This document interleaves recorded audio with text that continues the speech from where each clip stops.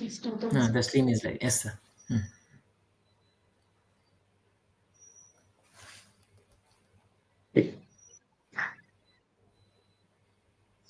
Okay.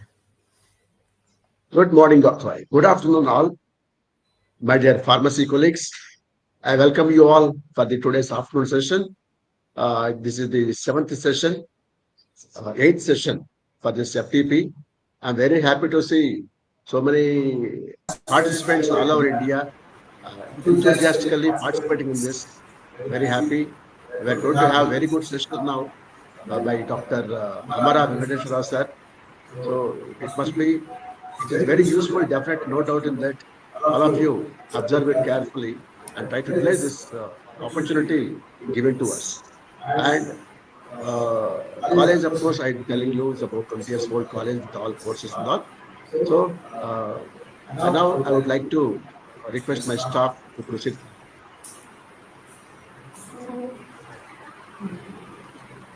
Good afternoon, everyone. It's a privilege to introduce our distinguished speaker, Dr. Venkateshwar Rao Amaragaru, Assistant Professor at Naipur, Hajipur.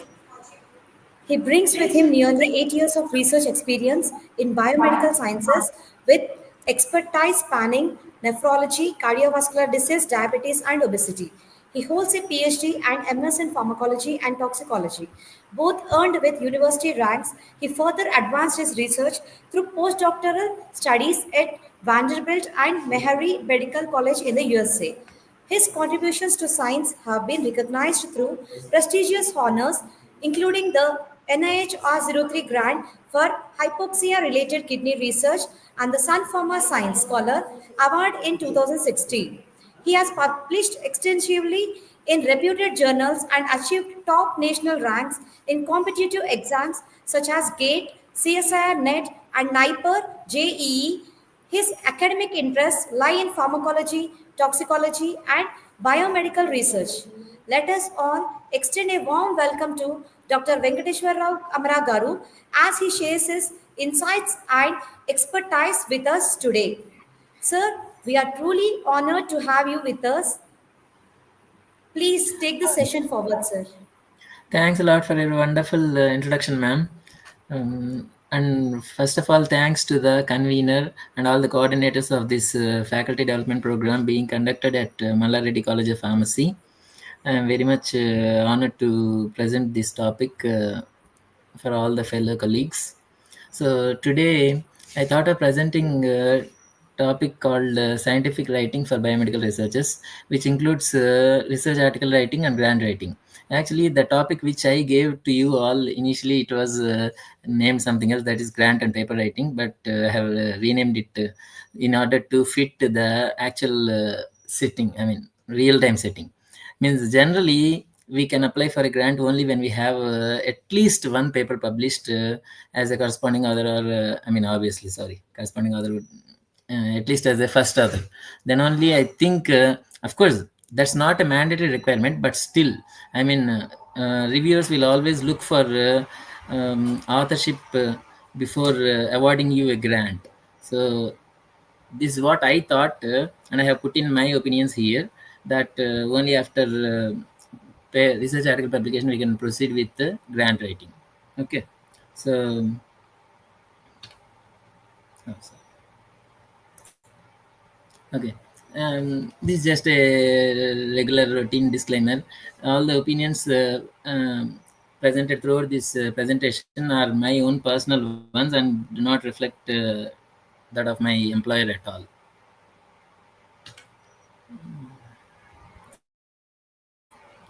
So I know many people used to include the acknowledgements at the end, but I wish to include it at the beginning itself, because without these people, I mean, I have instructed them to do all these things, but they help me a lot in preparing the slides with fancy, what should I say, infographics and visual graphics.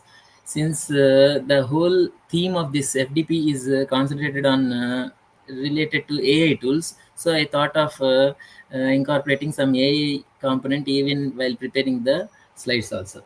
Thank you very much to all my students. That is Jahnavi, Sanika, and Gayatri Kosh. So by the end of this presentation, you will be learning about the basics in formatting and writing of a research article and a grant proposal. See, first of all, we should know the rationale for all this presentation. Until masters, I mean, my M.Pharm or MS Pharm or MTech, whatever it may be, the metrics of our performance are marks and CGPA, right? After that, when we proceed to PhD, for example, higher studies, we are expected to publish papers.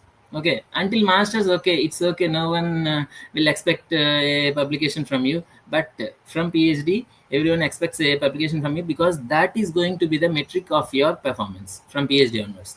So, for until PhD, okay, only publication is expected, but with progressing career, I mean, if you want to uh, if you proceed to assistant level, assistant professor or associate professor or professor levels, they expect a lot from us, not just research paper.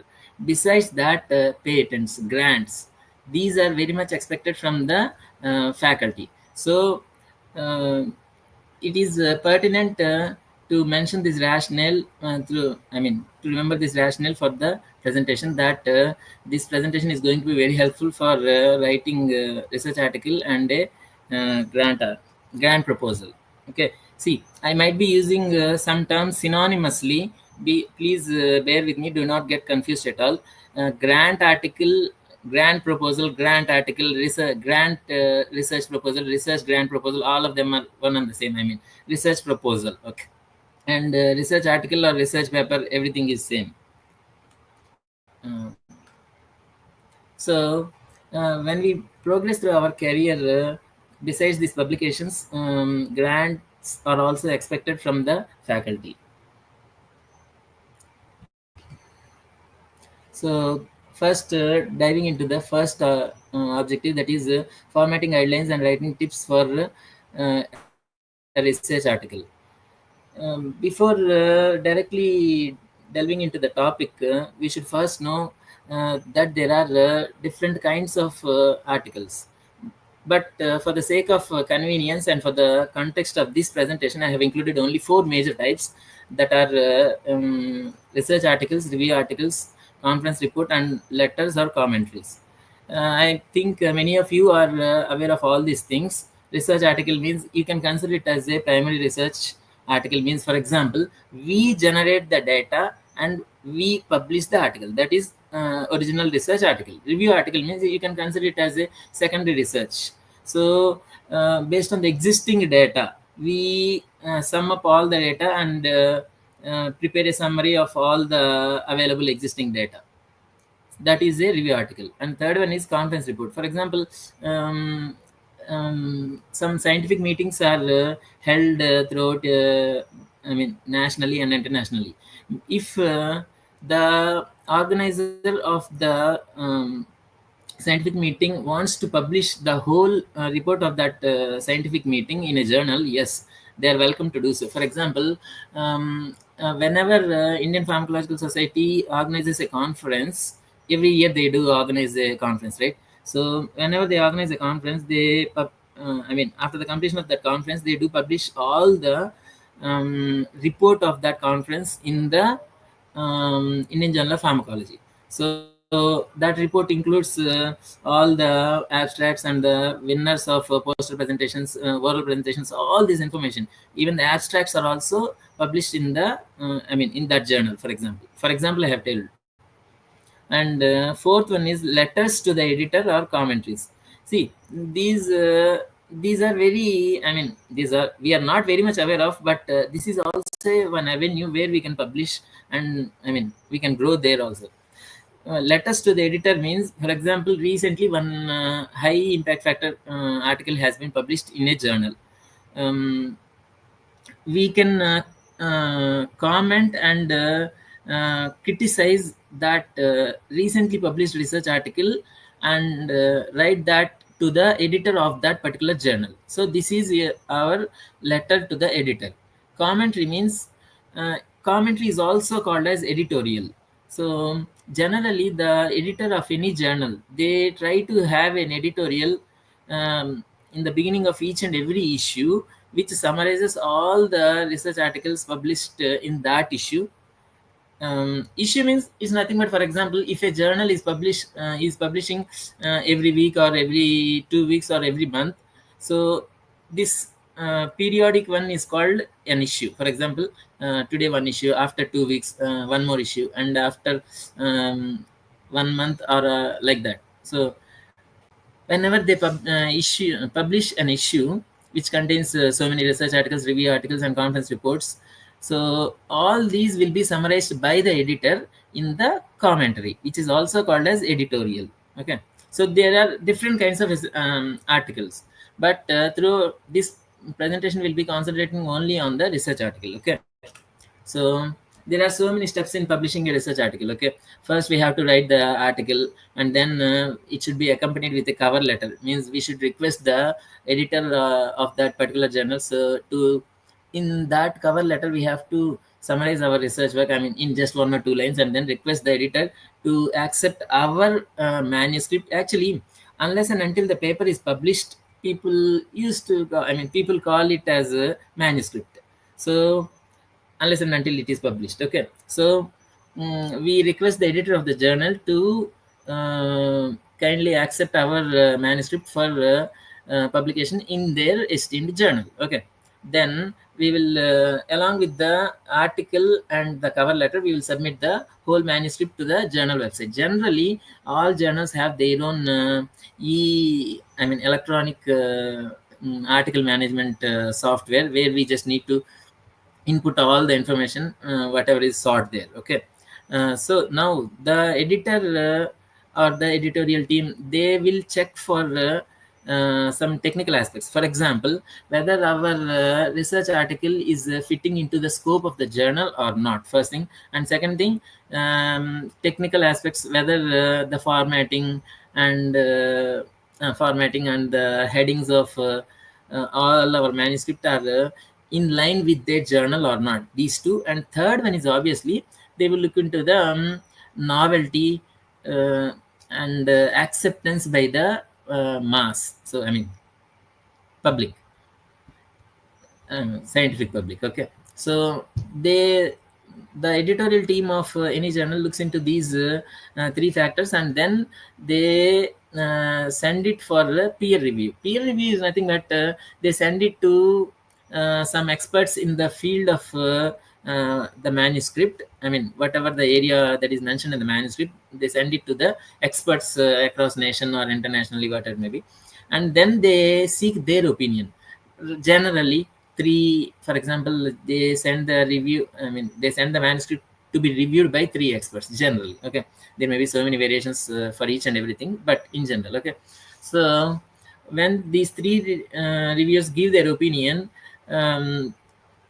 that based on the input given by the three reviewers, the editor will take a final decision and accept or decline or revise, suggest for the revision of the manuscript. Okay, once it is accepted, for example, if it is a paid journal, for example, certain journals are there which accept publication, which publish only when we pay some fee. There are other journals which do not accept fee at all. And even this in this one also, there are so many things. For example, if you want your manuscript to be published in open access manner, means everyone will be able to access that article, then we may need to pay the fee. If we don't want, if we want our article to be a subscription based, only those who subscribe to that journal, they will get access to that journal. In such case, we don't need to pay the fee. Okay, so after payment they will publish it. So okay, there are so many steps in publishing a research article, right? So here I'm going to focus only on preparing the article. Okay, not the remaining things. So even before drafting a research article, first thing is we should review a lot of literature, what existing resources of information, whatever it is, PubMed, Google Scholar, even news articles, everywhere, wherever you can, you have to review all the information and find out okay, find out the research gaps where we can address through our research work. Okay, this is just an example. Actually, this is not the actual literature review which is done before deciding the research work. Okay, but this I have pasted here. For example, actually this literature review is not just limited only to the um, initial phase of the research. It is a long term, I mean, continuous process which continues until the end of the publication also, even after the publication also.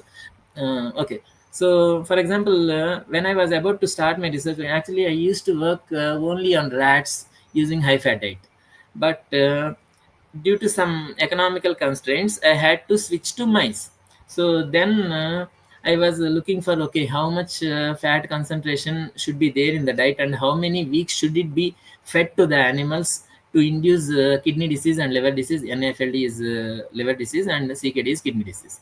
So first what I did was I just gathered this information in the form of an Excel sheet, and then we have decided, okay, majority of the articles say minimum 12 weeks. So we went ahead with the research work with the 12 weeks feeding of 58% high fat diet to the animals. So I mean, this is just an instance how we have to do the literature review. Okay, similarly you can interpolate it to other aspects of the research article also. Okay, so this we have done everything manually. We have read so many articles and prepared a long list, maybe 30, 40 like that. So since it is a AI oriented FDP, I thought of mentioning so many tools related to the AI also. So okay, recently Science Direct, you are well aware of this one. This is a database of Elsevier. Elsevier is the company name and Science Direct is the I mean, database of that company. Okay, whatever the journals or books published by the Elsevier publisher, all that information can be, I mean, instead of doing this table manually, everything can be done automatically with the help of artificial intelligence using this software. Actually, this is very fancy because see, even the trial version of this software is not available, first point, and second point, it is very expensive. I think $2,000, not $20,000, $20,000 per year. So I mean, you can understand how costly it is, but there is a solution. But the thing is that it's expensive. Okay. Okay, so now this, from here onwards I will be detailing the uh, drafting of research article. So first of all, in order to draft it, first of all we should know what the format of a research article is. That is so this is a general typical format. There might be variations for all these things. Okay, first is abstract, which is also known as summary, and then introduction, materials and methods, results, discussion, conclusion, acknowledgements, supporting information or supplementary information, bibliography, which is also known as references, graphical or visual abstract. Okay, now I will be explaining in detail about each and every item. Okay. Some journals, so if you see all this one here, there is a introduction, materials, results and discussion. So it is there is an abbreviation coined that is IMRD. So whenever you write a research article, this format, IMRD format of research article should be there. But certain journals, for example Nature, I think, yes, Nature journals, especially Nature, they do not stick to this pattern at all. They do not include materials and methods at all. I mean, I might be materials and methods at all, they include it in a supplementary information or at the end of the research article. So there will be variations, but this is the general format which is followed by most of the journals. Okay. So first of all, here I want to see, throughout this presentation I will be explaining different components of this research article and matching them with the parts of a research article. See, for example, introduction, material, all these things are being explained um, taking this research article as the example. Okay, so I have taken this article. What you forget about the title. What this research article, what they did was, they have studied the effect of calorie restriction and calorie restriction plus adrenergic beta 3 receptor agonist. So effect of this combination against MASH. Actually, throughout the presentation, you will see only NASH and NAFLD. These two terms are recently renamed to MASH and MASLD. Okay, that I know. And okay, NASH and NAFLD. Um, See, if you see the outline on the left hand, sorry.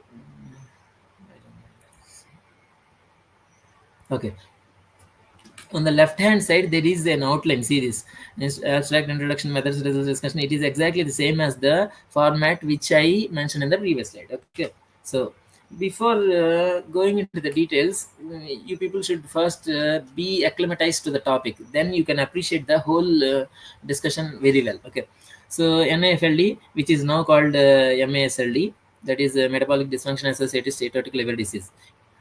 From the name itself we can understand that it is a liver disease. Okay, so the pathophysiology of this disease is we are, with increased intake of lipids, um, and increased sedentary lifestyle, this disease may happen. So when there is a I mean there is healthy liver here, when there are any risk factors which I mentioned just now, there will be steatosis. Steatosis means deposition of accumulation of fat in the liver. That is why stia means everywhere, whenever you come across stia, it is related to lipid. Okay, steatosis means accumulation of lipid in the liver. Truly speaking, it should have been renamed hepatic steatosis, truly speaking, but great people have coined those terms. Conventionally we have to follow such things. Next, when this steatosis is not treated, it can progress to MASH, that is a metabolic dysfunction associated steatohepatitis. See, here in this term they have included the term hepatic, whereas in steatosis they did not include. Okay, and if possible, feel free to ask me the questions and interrupt me then and there itself. You don't need to hold your question until the end of the presentation. Okay, I'll try to look at the chart also. Okay, okay, MASH means untreated steatosis may progress to MASH. Their MASH is accompanied with hepatitis. Itis means inflammation. So whenever there is inflammation, there will be fibrosis also. So the MASH, if it is also untreated, it may progress to cirrhosis. Cirrhosis means global or the fibrosis at extensive level throughout the organ, and even the structure of the liver also gets deformed in cirrhosis. Cirrhosis is nothing but extensive fibrosis. Okay, and if it is left untreated, then it will proceed to a kind of cancer called hepatocellular carcinoma. So please keep this basic in your mind, so that I will be explaining all these things in future, I mean in the coming slides. Okay, so if you remember, I told that abstract and then IMRD is the format of a research article. Abstract is nothing but summary. Once you have the full research article, you can always write the summary of that research article very easily. So personally, I don't like to write abstract in the beginning itself. First we draft the research article with all the other components, and then we write the abstract. Okay, so even when I started my research career, I used to get so many questions that okay, among all the components of research article, that is IMRD, introduction, materials and methods, research and development, I feel discussion and introduction to be complicated or complex things. So that is the main impetus for me to prepare an excellent presentation, including I mean to answer those questions or address those issues related to the introduction and discussion. Okay, so if you look at this template, you will never be afraid of writing the introduction for a research article. So if you just include all these components, I mean it will just serve as a checklist, and if you just satisfy these, I mean address these checkpoints, then your introduction is over. So, for example, um, the introduction consists of these many components. First is definition and pathophysiology, then prevalence, knowledge gap, preliminary evidence, hypothesis, and then objectives. So, I will be explaining each and every component in detail. Okay. So, first one, define. If you see, the first one is definition and pathophysiology. If you, please look at the highlighted portion in the bottom snapshot. Okay, here it says NAFLD is a liver disease. So this is the definition. It is a liver disease, obviously, simple line, um, which is frequently associated with metabolic syndrome, like that is it mentioned. So that simple line would be sufficient to define the area of research. It will introduce the broader area of this research article to the audience, maybe reviewers or readers, whosoever it may be. Then with pathophysiology. So whatever the pathophysiology I explained there in the previous slides, it's the same thing. If you write it in the form of a sentence, that's all. That is pathophysiology. Pathophysiology, you all know that biological mechanisms that happen in a disease. That's all. Then prevalence means okay, how whenever we do any research work, we should always keep society in mind, that okay, with my research work, which and how many people are going to be benefited. So without having that broader area, I mean, at least students might not have all these things, but faculty, we must have this broader insight. So prevalence means the proportion of the population that are being affected with this disease. Actually, this MASH or MASLD, it has become so common nowadays that I frequently hear, even in my, I mean, peers and colleagues also. So many a time that okay, he was diagnosed to have MASH, something like that. Okay, so the prevalence of this disease is about around 30% in India or even in the world also. The same thing we have to mention it here. Actually, see, wonderful. I mean, they have described it in a very good manner that it is the number one cause of liver disease worldwide. In that case, no one needs to mention the numbers 30%, 40%, 50%. These things are not needed. When it is the number one, then what is the point of mentioning the percentages? That is the reason the authors did not mention that one. Okay, so next is research question, problem statement. All of them are almost similar. For the sake of this presentation, this is I mean, it's okay to consider all of them to be the same exactly. Okay, so first, you forget about the snapshot which is already there. I will tell everything, you just pay attention to me. Actually, NASH, there is no any FDA approved drug for that condition at all until 2024. In 2024, a US company, I think Madrigal, has come up with a new drug called resmetirom, which acts through tyrosine hormone receptor beta. So through that mechanism. Okay. So, but the thing is that that drug is associated with so many side effects, including hepatotoxicity. So this gives us some gap. I mean, okay, the existing treatment is not very much perfect, so we should look for new strategies. See, always whenever we want to write a research statement, I mean, research gap or problem statement, we should look for such information. When you are going to work with the nutraceuticals or any phytopharmaceuticals, then you can say that okay, existing allopathic drugs are associated with so many side effects, and long-term use might not be a viable option. So there is a need to do research work on phytochemicals, like that. That statement has to be written. Okay. Then preliminary evidence. Preliminary evidence means whatever the research that has been done so far. For example, to treat what is this MASH only, there are other options also. Like, for example, what is this?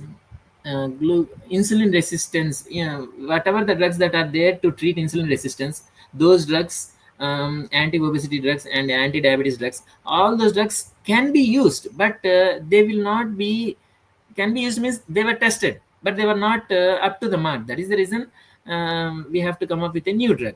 They were not up to the mark.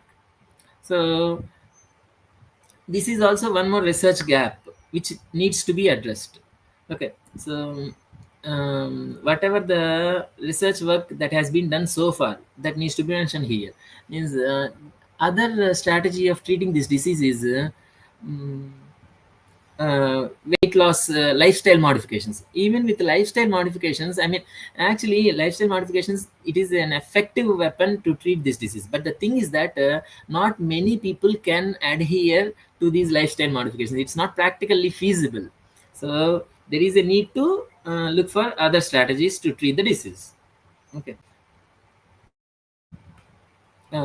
And hypothesis, I mean, hypothesis is nothing but one assumption, that's all. And assumption is almost equal to the title of our research article. So we hypothesize that beta 3 adrenergic receptor agonist in combination with caloric restriction, this combination might be effective in treating NASH. That's what your hypothesis is. If you remember, the title itself is also exactly the same. So hypothesis is nothing but assumption that our study will be successful. That's what hypothesis is. And then objectives. In order to test the hypothesis, we have assumed, right? So in order to test that, we need to do a long set of experiments, because in science, everywhere we need to prove something with some experiment. That is the reason. So whatever experiments we are going to plan to achieve our to test our hypothesis, those set of experiments can be mentioned in the objectives. For example, okay, first objective is to test the effect of what is this one, beta 3 adrenergic receptor agonist and or R caloric restriction against MASH. And this objective will be done at the level of organ. Means after treating the animals with beta 3 adrenergic receptor agonist and caloric restriction, the liver function will be measured with just biochemical parameters. And then, for example, second objective will be to determine the molecular mechanisms involved in the effect, whatever we see there. That's all. So those two objectives need to be mentioned here. If you remember, IMRD abbreviation, introduction is over. I have explained each and every component in the introduction. Then materials and methods. I mean, some people mention it as methods only, and some people mention it as, I mean, some journals mention it as materials and methods. It's okay, doesn't matter. Okay. In my opinion, materials and methods results, they are not so difficult to be dealt with. Okay, but still, I just want to let you all know this information would be very much useful for you. See, first one, okay. Obviously, for materials and methods, we need chemicals, reagents, animals, cells, or software, right? So, different software that are used in the biomedical research are, for example, when we do a technique called RT-qPCR or RT real-time PCR, we need primers in that experiment, right? So, of course, someone may come up with the question that what is the need of designing a primer? Many a time, what happens is whatever the sequence of the primers that are given all in the literature, sometimes it is possible that the at least one or two nucleotides are missing in the sequence. I mean, errors in the sequence which they publish in the research article. So, in order to avoid those things, we will design our own primer. Okay, so, and many a time primers which are given in the literature, sometimes they do not work. Sorry, not many a time, sometimes they do not work. So in that case, we may need to design our own primer. So whenever we need to design a primer, these are the resources. That is BLAST, NIH BLAST. NIH means National Institutes of Health.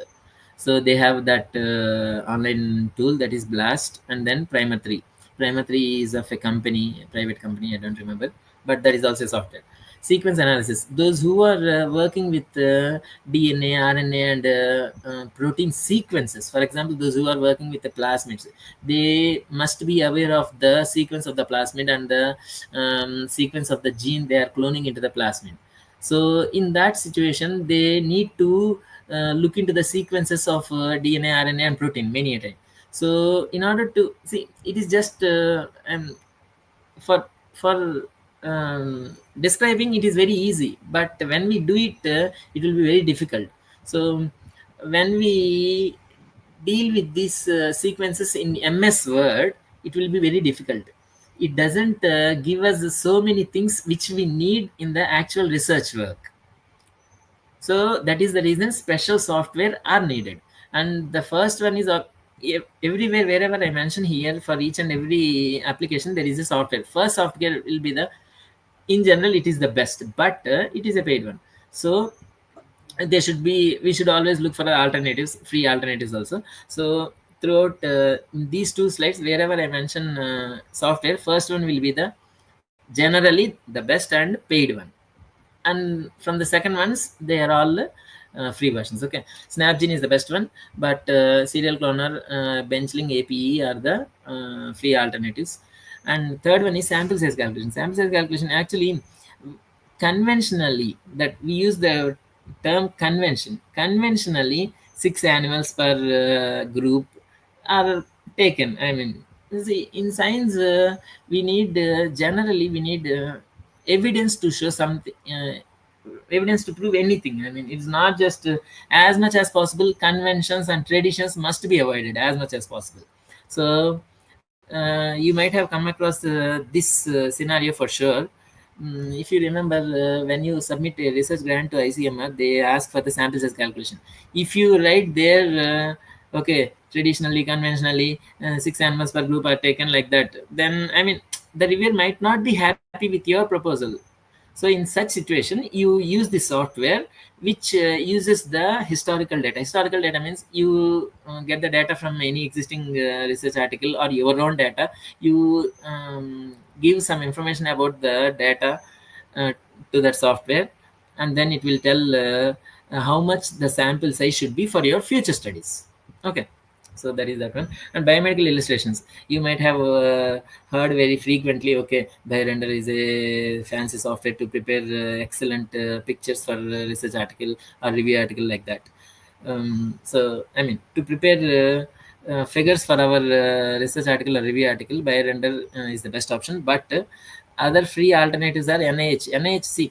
NIH, it is an institute present in located in the US, National Institutes of Health. It is you can consider it as a Indian counterpart. I mean, sorry, American counterpart for Indian ICMR institution. Okay, so ICMR is there in India, NIH there is there in the US. So they have developed many software also to work with so many things. Okay, they have NIH BioArt, which is a free alternative for BioRender. Okay, and so many else others also there.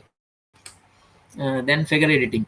Many a times it happens to us. For example, Western blots. After getting the figures, we need to edit it. It's not manipulating or something, doing something, but we need to edit it. For example, increasing the contrast or brightness, something like that. So for that, Adobe Photoshop is the best, but free other alternative is Photopea. And actually, I'm mentioning here all the other alternatives only, those only which I have used personally, and I mean, I know them. For statistical analysis, in my opinion, GraphPad Prism is the easiest and user-friendly software.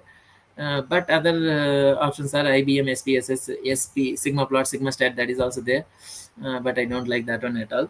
And R is there, which is absolutely free of cost. But working with R is very difficult. I mean, it is just like a coding. I mean, very difficult. Okay, so next, image analysis. We generate so many images. For example, histological images or immunohistochemical or immunofluorescent images, in order to quantify them. For example, what is the intensity in that particular image? For that, the best software is Image. This is also developed by NIH. Image. Other software is Fiji, FIJI. Both of them are almost similar. Unfortunately, both of them are free of cost. And then, if you need some more information related to molecular biology tools, that will be obtained from the AdGen website. This is a typo error, sorry. This is not SnapGen, it is AdGen. Okay, and then narration tools. See, I have narration tools are required for us. For example, actually, it's not that, in my opinion, it's not that we cannot write a uh, grammar flaw free description of our research article. What we lack is, we are unable to narrate very well. I have observed one thing in the US, they narrate it. I mean, their narration skills are the best, in my opinion. So that narration skill we can extrapolate. Sorry, sir. बाद में आता हूँ, sir.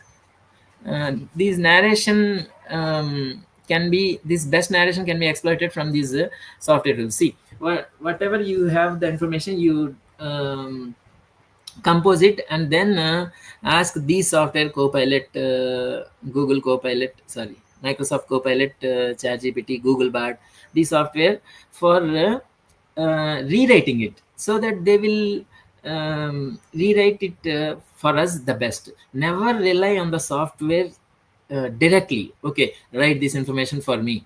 Yes, it will write, but the thing is that it is always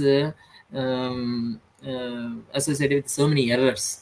And nowadays there are so many issues going on related to such errors also. Someone there is in a Singapore university, they have written a document with non-existent references. For that, a severe action was taken at that, with that student also somehow. Okay, so never rely on this software directly. In my opinion, use this only for narration. Okay. Next, presentation software. If you see all throughout this presentation, so many infographics and visual graphics are used. This is not, they are not made manually. They are prepared using AI tools such as Gamma AI and Napkin AI. We used Napkin AI. Okay, next, results.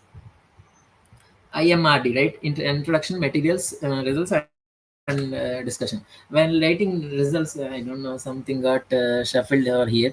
So in everyone can write results very easily. It's not that much difficult. So here, for example, this is the result. And if you write the heading of this result to be effect of beta 3 adrenergic receptor agonist on BAT function, that is one title. Okay. Other title is beta 3 adrenergic receptor agonist stimulate BAT function in HFD fed these mice. See, I mean, the heading of the result should be conclusive one. It is not open. It should not be open ended. Effect of what? So what is going to happen? Is it going to, is the anomaly going to decrease or increase? We don't know all those things with the first title. So for, we should always refrain from using the first kind of titles, effect of something on something. You give the conclusion of the whole, that particular figure in that title itself, so that one doesn't need to go through the details of the complete paragraph. Then discussion. This is also a very complex topic. Discussion consists of, but if you split up, then it will be very easy. If you are able to include all these components in your research article discussion, then it's done. That is, so first, summary, interpretation of results, comparison with the previous studies, and implications or significance of the findings, and then strengths or limitations. Finally, conclusion and future research discussion. If you include all these components, then discussion is done. Then it will be very easy.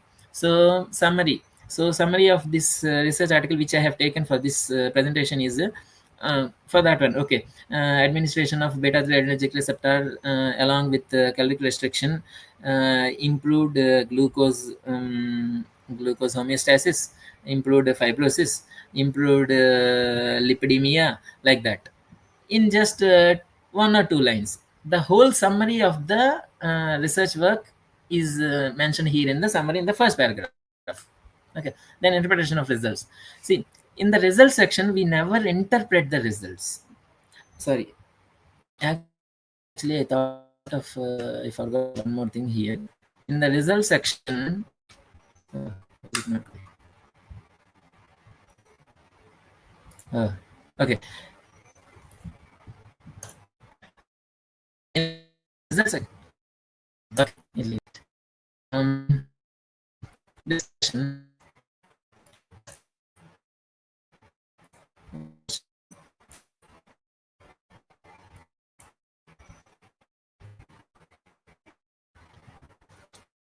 Bear with me, sorry.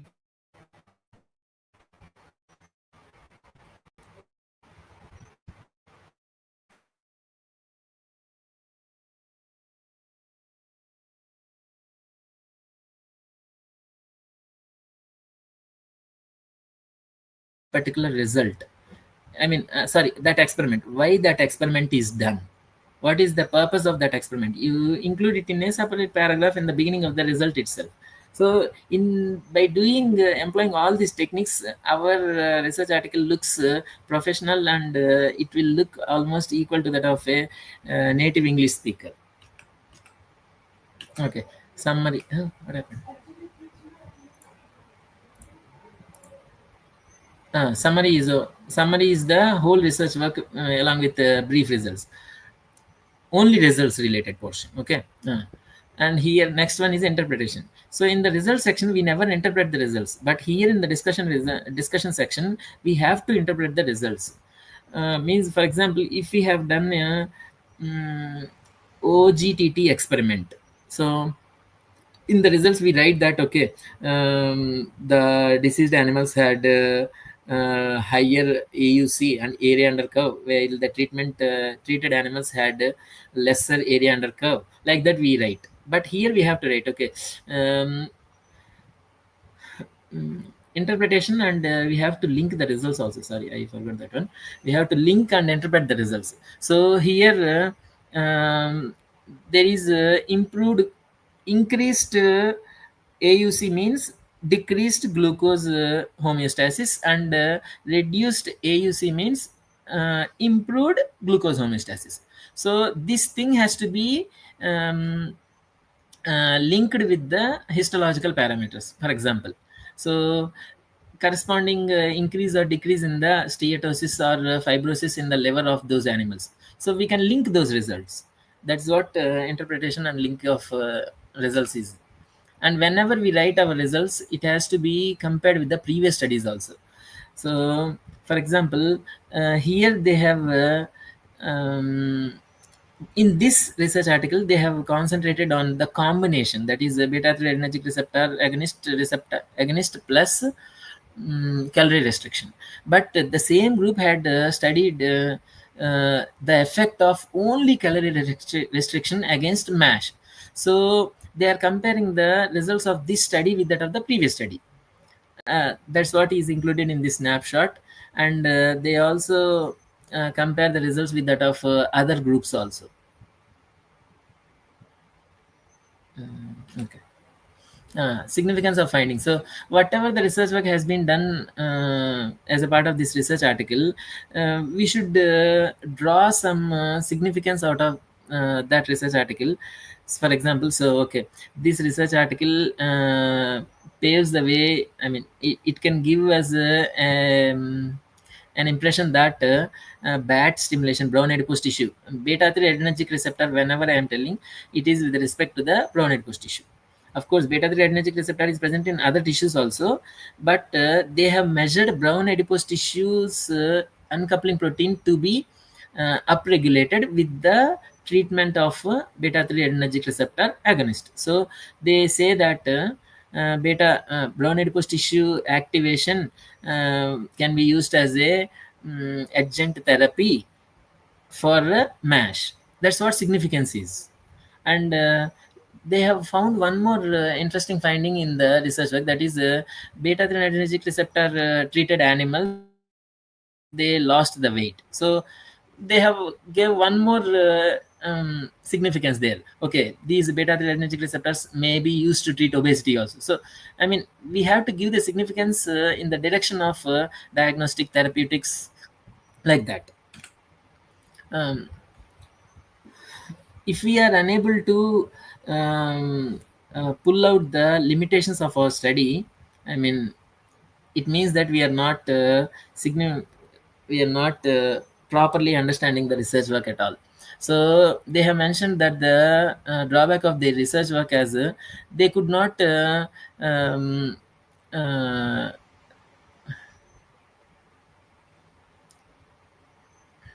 okay, forget about the top one, bottom one. Okay, what happens is in humans, brown adipose tissue, it regresses with age. With age, the quantity of brown adipose tissue decreases, and with disease like metabolic disease, obesity, diabetes, it is still significantly decreases. So, for such population, how can you interpret your findings to such population? Where already brown adipose tissue is less in quantity, then how your brown adipose tissue stimulation or activation is going to be beneficial to such people? That is the reason, I mean, actually they should have taken into consideration including the white adipose tissue browning concept also. They did not include that one. That is the main limitation of the study, and they have mentioned it clearly. Because white adipose tissue also, it can transform into brown adipose tissue, not completely, but here and there in throughout the brown adipose tissue, just like beta islets of Langerhans in the pancreas. Similarly, some cells in the white adipose tissue can be converted to brown adipose tissue cells, and if they can be stimulated, then we can get the same beneficial effect. So they did not address this white adipose tissue browning concept at all. So this will be their limitation. So in future studies, obviously whatever the limitation I have mentioned, that should be addressed. Means in future they need to work on brown adipose tissue, sorry, white adipose tissue browning also. And these studies need to be conducted in humans also. That is, these are the future directions for this particular research, I mean.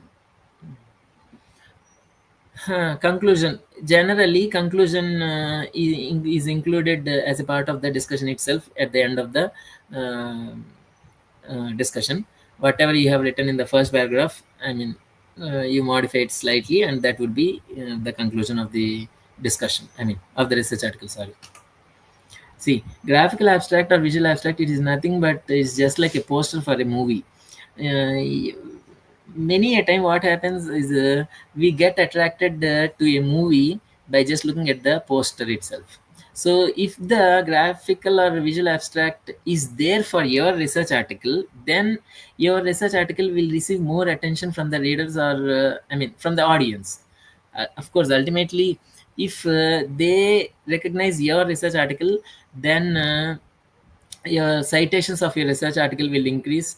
And I will tell you the advantage of having so many citations sometime later. Okay, so citations of your research article will increase, and obviously you will be invited for giving a great lecture by some organization like that. So graphical abstract, see, this is one format which I have taken from Springer Nature. This is also a publisher which is formed because of the merger between Springer and Nature Publishing Group. See, their graphical abstract. Their graphical abstract included everything: results, methods, and overall summary also. The right one is the graphical abstract of my own paper. See, but we did not include this one. There is no hard and fast rule that a graphical abstract should be like this only or like this only. I mean, variations are possible, and it's okay. But if you have one, that is, without having anything, we should have something. Okay, now with graphical abstract, research article has been drafted. Now it's the time to look for a journal that fits our research article. For that, the easiest thing is to just paste your abstract in the journal finder of every publishing group. See, publishing group means a publisher is, for example, Elsevier is a publisher, Springer Nature is a publisher, Willy, BMC, Taylor and Francis, IJM, what is this one? MDPI, Frontiers, all these are publishers. Each publisher can publish more than one journal. Okay, but in order to determine which journal fits our research article, you just paste the abstract there in their journal finder link, and then it will list all the journals. So now there are so many journals. In order to find out which journal is very much is suitable for our research article, then general depending upon the impact factor, we can choose. I mean, actually, at this instance, we should, since if it is the first research article to be published by one person, it is wise to get suggestions from the seniors. That okay, these are the list of my journals into which my research article can fit. Which one can I choose, like that? I mean, they have the experience and they can suggest, okay, your research will not fit for a high impact factor journal, so go for a low impact factor journal. Like that, experienced person can give a excellent suggestion there. Okay, these are different metrics of a journal. Yeah, all of you know that this is impact factor. Impact factor is given by Clarivate Web of Science. That Clarivate Analytics is a company. Web of Science is the database of that particular company. And these are different metrics. Site score. Besides impact factor, one more thing is site score. Site score is also a journal metric, but that is given by Scopus. Scopus is again owned by um, Elsevier. Science Direct and Scopus both are owned by Elsevier only. Science Direct has it is a database of abstracts and full-length articles of Elsevier published journals only. Whereas the Scopus, it gives information about all the information about the journal metrics. Not related to the abstract or something. It gives information about all the journals, almost all the journals. uh, Here I would like to, so this is over, okay, until IMRD and then journal finder, everything is over. I thought of sharing this excellent roadmap for publishing a research article in silico, with just in silico information. Because nowadays research has become very difficult because of shortage of fund crunch. Shortage of funds, significant shortage of funds. So in such scenario, we can just carry out in silico work and publish. See, for example, I have mentioned that research article, understanding molecular mechanisms, blah blah blah. It was published in a journal whose impact factor was 2.1. See, with just using the software, we can get a publication. I have gone through so much literature and come up with this roadmap. Will be very useful and helpful. Actually, I am also going to implement this in my research work also. Until now, I have studied a lot and come up with this roadmap. So, see, first of all, disease target prediction can be done with the network pharmacology. All the software are free to use. Molecular docking can be done with Schrodinger. Other alternative is Autodoc. Next, molecular dynamics. Wherever I mention the software list, first one is the paid one. All the others are free versions. So we can always go with the free versions and generate the data and can publish the data. So molecular dynamics, and then pharmacokinetics prediction, toxicity prediction, activity prediction, then in vitro experiments. If you have sufficient funding, then you can proceed with in vitro experiments. Once you have in vitro experiment data, then before proceeding to the in vivo experiments, we should do the dose extrapolation. That is in vitro in vivo extrapolation of the dose. So for that also, there are mm, there are tools. Sorry, here I made a small mistake. In the in vitro experiments, I mentioned ICE, IV, IVE. It has to be moved. I mean, after in vitro experiments, it is not used for in vitro experiments. Small clarification: it is not used for in vitro experiments. In vitro experiments is standalone. It has to be done in the wet lab only. After that, you use IV, IVE tool and determine the dose of the drug to be used for animal studies. And then once you come up with some data in the animal studies, then you can proceed to the clinical studies. So it's not possible to, not every time possible. It's not every time possible to carry out all the non-clinical animal and animal studies and clinical studies. So with just until in vitro, or even without in vitro also, this article was published with just the in silico data. Okay. So until now, I have detailed about how to write a research article. Now I will just give only a basics of grant proposal. how to write a grant proposal. First of all, we should know why we need to write a grant. See, by writing a grant and applying to a funding agency and getting it approved, and we will get so many benefits. First one is research. We will do our own research work. When we do the research work, then only we will be able to publish, right? With just in silico data, you will be able to publish only very less impact factor journals. If you want to aim for high impact factor journals, for sure we must always include I mean in vitro data, in vivo data, all those things. But to generate that data, to do the research work, we need money. Nowadays there is a lot of scarcity for research funding. So in that instances, we can apply our research proposals to the funding agency and get them approved and get money to do the research work. And next, we can attend conferences nationally and internationally using this grant money. Obviously, when a faculty member has a grant, it will be very, it will be a plus point in his or her own CV. It will be an indicator for the growth of that particular faculty. Using that money, we can purchase equipment, and we can organize some scientific activities also. For example, this workshops, conferences, they can be organized with that money. So these are the benefits of getting a grant approved. Generally, there are depending upon the funding agency. Funding agency is the agency which gives money for your research proposal. So there are broadly there are two types: public and private. And this is one type of classification. Other type of classification is research grants and career grants or training grants. Research grants means truly speaking, for both of them, we need to submit one research proposal. But for research proposal, for research grants, the research proposal needs to be very strong.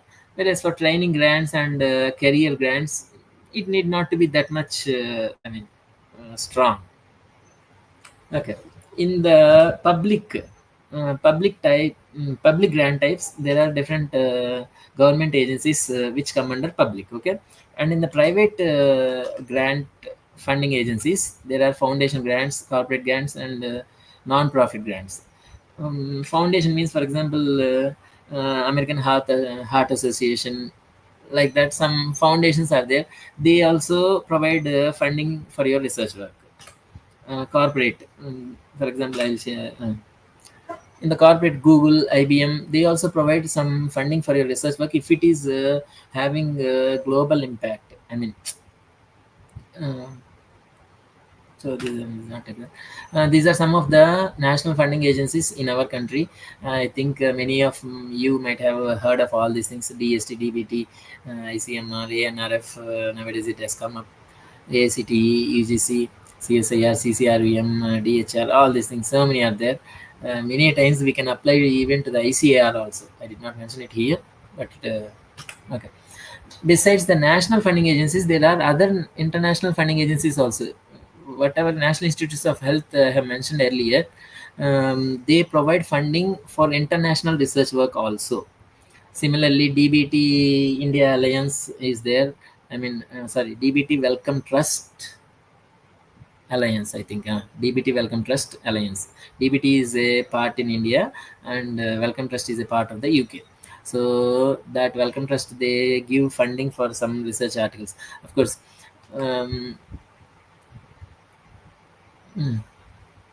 so just as there are different steps for publishing a research article, there are different steps for securing a grant also.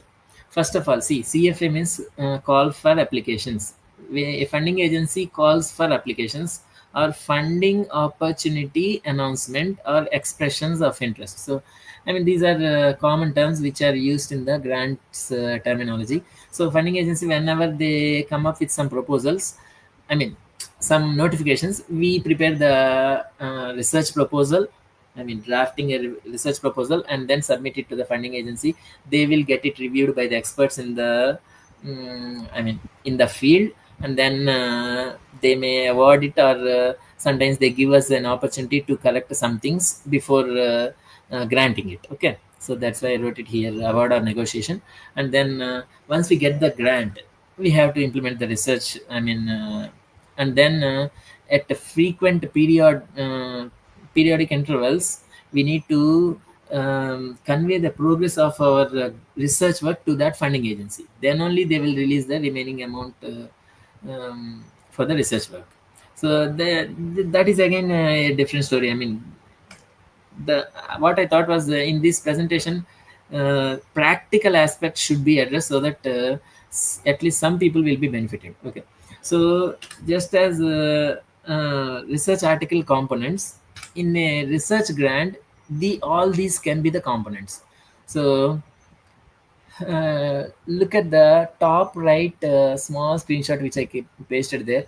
I feel if we prepare with those components, um I mean, they will be the components of a research grant proposal. That is a title, summary, um, abbreviations, problem statement, rationale, hypothesis, objectives, methodology, whatever I listed here, expected outcomes and future plan, timeline, budget justification. I mean, every topic is it needs to be explained in detail. Sometime, I mean, in this 1 hour wouldn't be sufficient for covering all the aspects. So, see, whenever a funding agency comes up with a notification, I know. I mean, we should already have some ideas in hand by then. It's not that okay, funding agency has come up with some notification. Okay, I'll think of an idea and I will write the research proposal. See, if you remember the story of Archimedes, he got an idea that related to the water displacement, some buoyancy principle, something. Okay, Archimedes was a scientist. He got an idea while he was bathing. So similarly, we can get idea at any time. There is no restriction for. I mean that idea should come at this time. Whenever we get an idea, you jot it down. I mean, you note it down somewhere so that never keep the ideas in mind itself. I mean, we should write it down, and um, we should uh, we should not wait for the proposal. I mean, not call for the application. We should already have all these research proposal ready in this general format, so that whenever any funding agency comes up with the CFA, we can tailor our research proposal to that funding agency and we can submit it. And always keep in mind, here we need the help of experienced or senior colleagues for sure.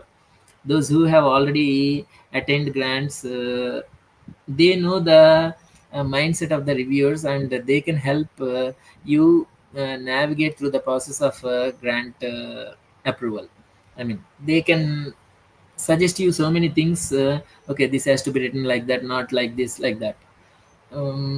Okay, always remember that at least give 1 week before the deadline.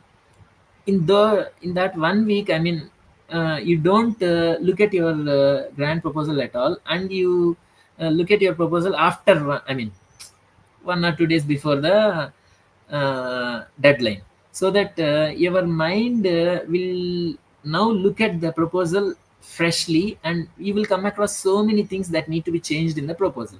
So you give a gap, I mean at least 1 week gap before submission, so that you will have sufficient time to think, and that will obviously give. Even I had my personal experience when I was there in the US. My boss, he used to train me very nicely in this aspect also. And so I'm sharing with you all this thing. These are different some examples of call for applications of different funding agencies: DST, DBT, DAE. Okay. Depending upon our career, we have to apply for a grant. If you, for example, if I apply for an international grant, 100% sure I will not get it. And if I apply for a program or a center of excellence grant, I will not get it for sure. So based on our career stage, we have to apply for that particular grant. And if I apply for postdoctoral NPDF, National Postdoctoral Fellowship, or some other fellowship or re-entry fellowships, I can't get it because right now I am not eligible.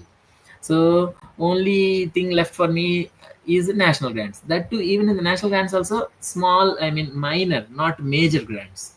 So to choose the right one, experts, experienced people in this field can help us in choosing the right one. Thanks a lot for bearing with me. Sorry, I might have rushed, but I'm happy to answer any questions if you have. Hello?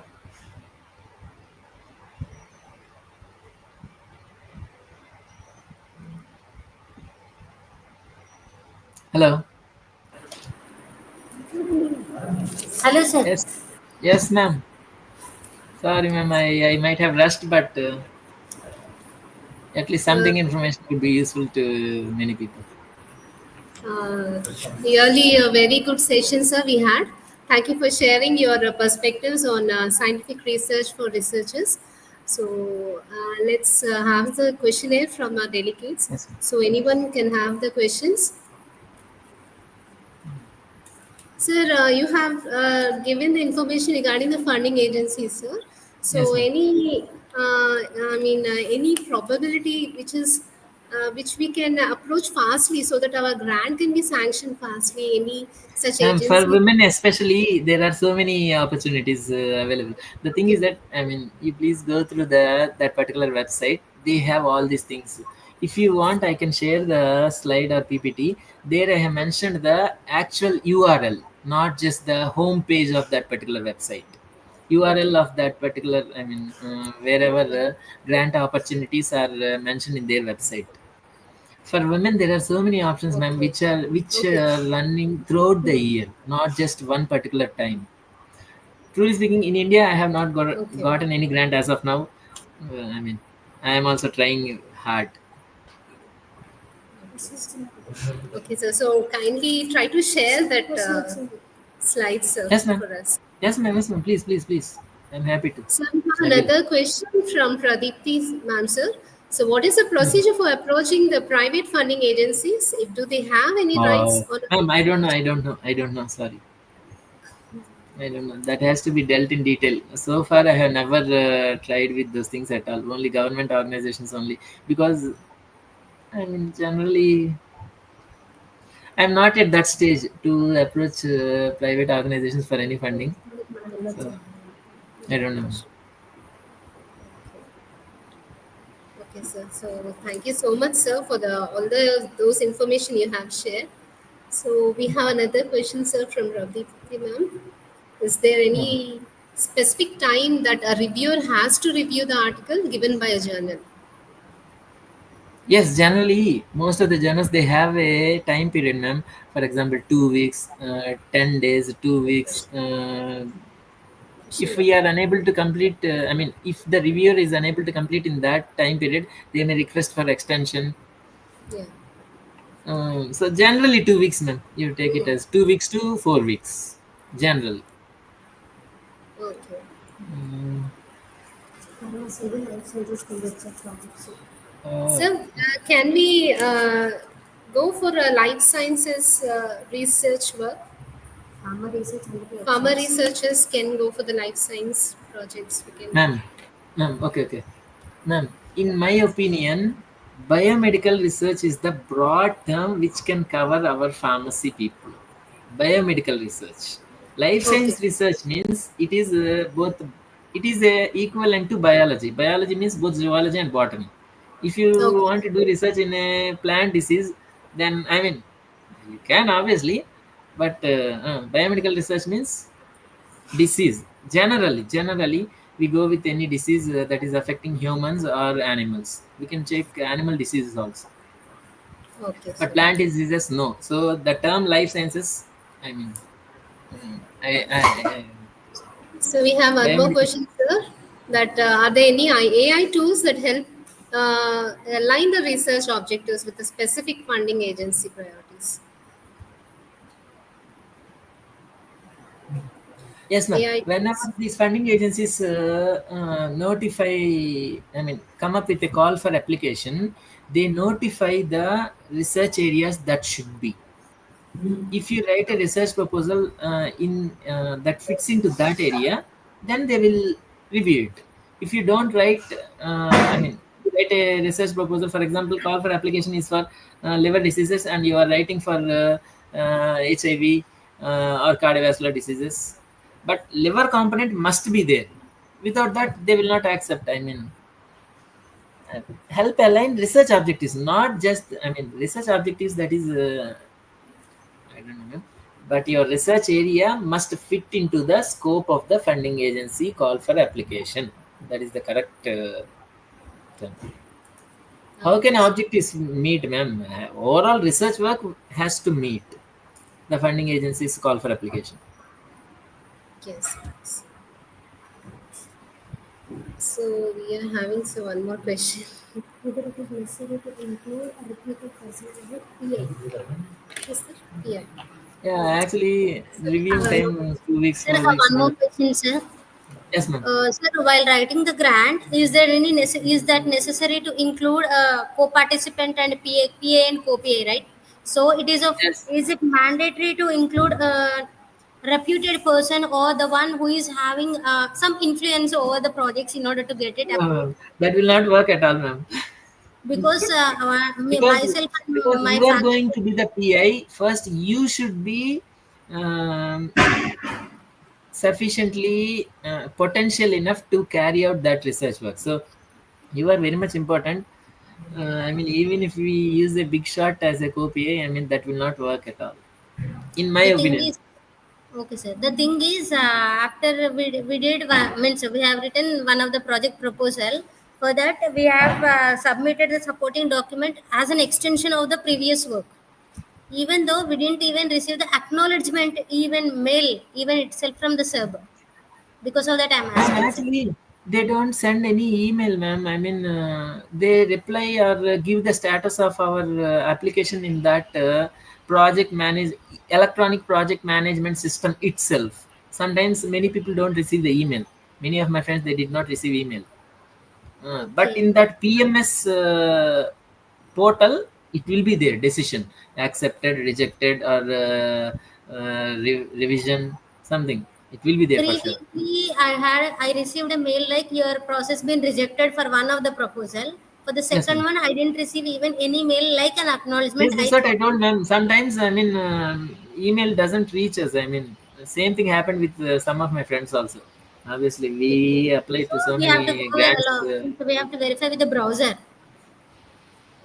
Ma'am? By going to the website, you have to verify your status. Check your status. Account portal. See, you have to log into that portal, right? I, There you can verify for sure. There it is written for sure, no doubt, okay, sir. whether Thank it you, is sir. accepted or rejected. So thank you for delivering a nice session, sir. It is a very, very informative, and Please we give learned some so inputs, many ma'am. I things mean, from you. was I so rushing fast, or do I need to reduce No, the no, no, speed? sir. Or It is very clear, and all the content being reached to the environment in a smooth way. super, thank you very much, ma'am. Thank Yeah, you. thank you for I'm the happy nice to session. accept any negative comments also, please, so that I can also improve for my future talks. There is nothing, sir. Simply they said thank you, sir. A very much good session, like. Okay, And thank you. we'll have a collaboration in future ahead, sir, in order to continue in such a Yes, ma'am. Yes, professional. ma'am. Yes. It can be done for some research grants. I mean, multi-institutional. There are some. I mean, yes, it is possible. Still, Yeah, it is thank you, possible, sir. ma'am. Thank you, participants. Let us have a session tomorrow in the morning at 10:30 p.m., 10:30 a.m., and the link be shared before 10 minutes.